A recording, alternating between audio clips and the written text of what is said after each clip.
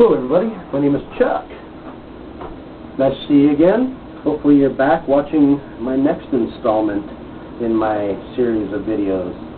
And if you don't know by now, my name is Chuck, and I espouse that Jesus Christ is really Satan, the morning star. And I put out 6 other previous videos before this one, but I wanted to make another video to just kind of point out some of these early biblical stories which give away more clues as to why these 2 stories of creation in Genesis are 2 stories about different creations.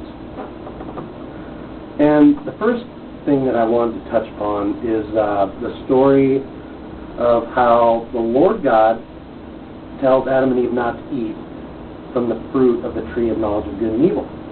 And it says that in the day that thou eatest thereof, thou shalt surely die.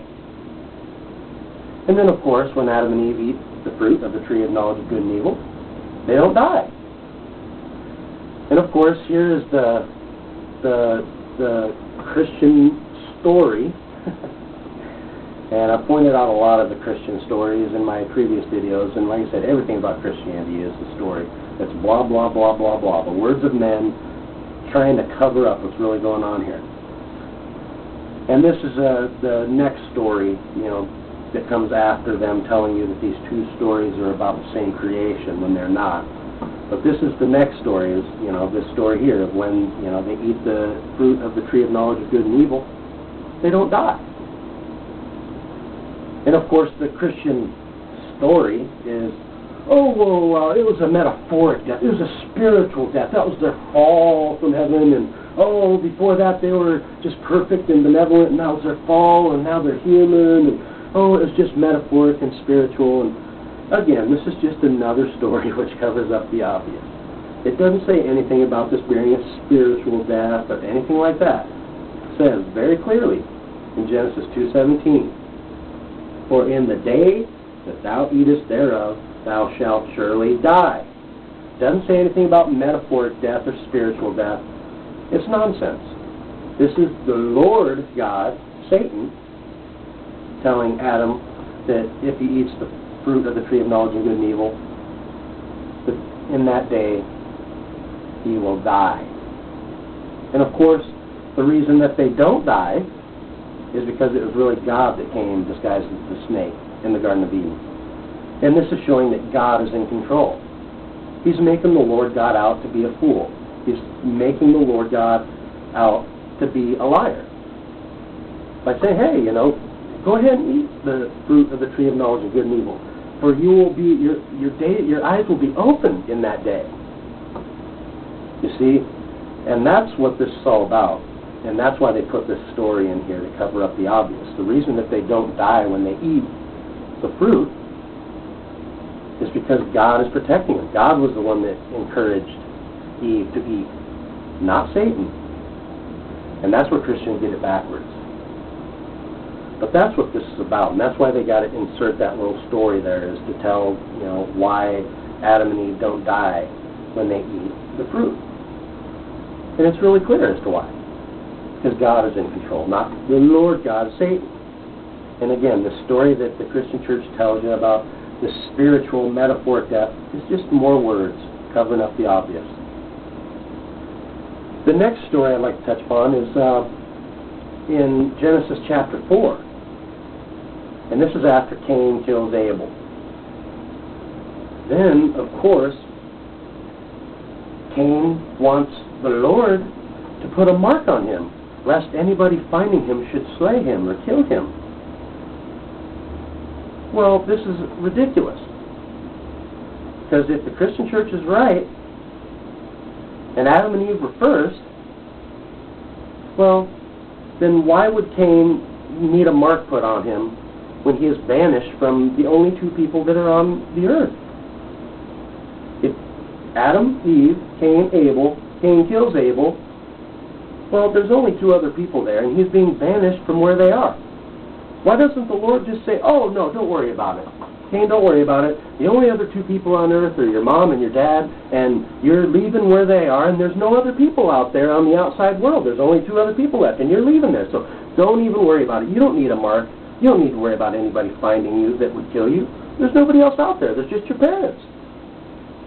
And why would a mark protect Cain from facing the punishment of his parents? Is a mark going to make Cain unrecognizable by his parents? I mean, it's ridiculous. Why does the Lord even humor Cain and put a mark on him after he kills Abel? It's really clear why, because there are other people out there. This is the seventh day, and God created people on the sixth day.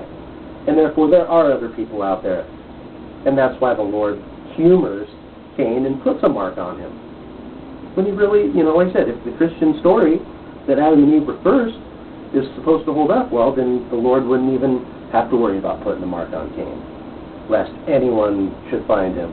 Because he's already leaving the place where the only other two people on earth are, and that's his parents.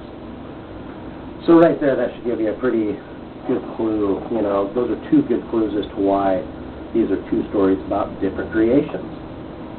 And I just wanted to touch upon a few other things here that led me to this discovery that Jesus is Satan.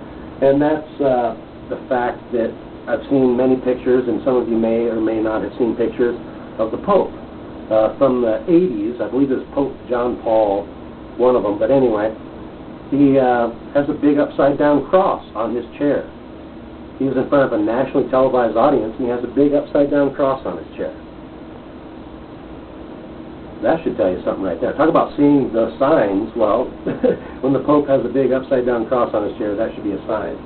And of course, the story I've heard is that, it's all about St. Peter, and once Jesus was crucified, all of a sudden the crucifixion that had happened, thousands of years before Jesus was just too good for St. Peter, and he requested to be buried, or to crucify it upside down, because, it was too good to be crucified right side up, like his Lord. And then the Pope putting the upside-down cross is really a tribute to St. Peter. And again, it's just another nonsense story that covers up the obvious. Another thing is that the Mormon Church has upside-down pentagrams over every doorway and window. And it also has a big sun on the side. And of course, it goes back to what I was talking about, the fact that Christianity is nothing but covert astrology. And like I said, that's another thing. You got to see the signs. Well, look at all these churches. The Catholic Church, the Pope has an upside-down cross on his chair. Mormon Church, upside-down pentagrams over every door and window. Come on, do the math. Put two and two together. And real quickly here, the definition of Lucifer, I want to give this because I think it gives even more connection as to why Jesus is Satan. The word Lucifer comes from the two words lus and ifer. Lus is light, ifer is giver or bearer. And therefore, Lucifer is light giver or light bearer. Well, isn't Jesus the light also? Isn't he the light in the way? Again, it's just more stuff. It's right in your face. And that's why Lucifer is the light giver and why Jesus is Satan, because Jesus is the light too. Lucifer is the light giver. But basically, I came about this discovery. It's about the two different creations because one of my old friends, Rich, was almost a pastor, and he told me that I once asked him when I was first getting back into the Bible and actually reading the Bible, I asked him, where did Cain's wife come from? And he said, well, there was other people there, and blah, blah, blah, blah, blah, and kept talking. But I remember what he said. Well, there were other people there. Well, if there were other people there, how can Adam and Eve be first? There you go. Jesus is Satan, the morning star.